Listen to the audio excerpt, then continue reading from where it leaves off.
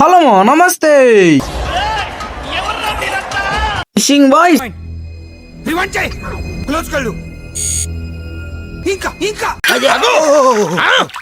మూట ముట్టుకోకూడదురా మూర్ఖుడా.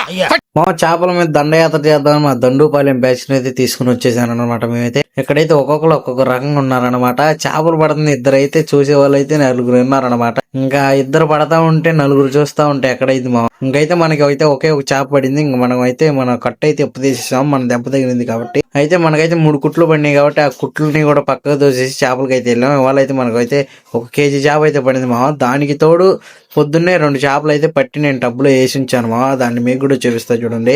ఇదైతే నల్లగా నిగనిగలాడుతుంది చూడు మా. ఇదైతే 1 కేజీ అయితే ఉండిద్ది అనమాట మా. మేము మధ్యాహ్నం 3ంటికి అయితే వెళ్తే ఇదైతే వచ్చేటప్పుడు అయితే పడింది అనమాట. మా అదృష్టం బాగుందనమాట. ఇంకైతే మనకు 2 చేపలు అయితే పడినాయని చూపించాను కదా.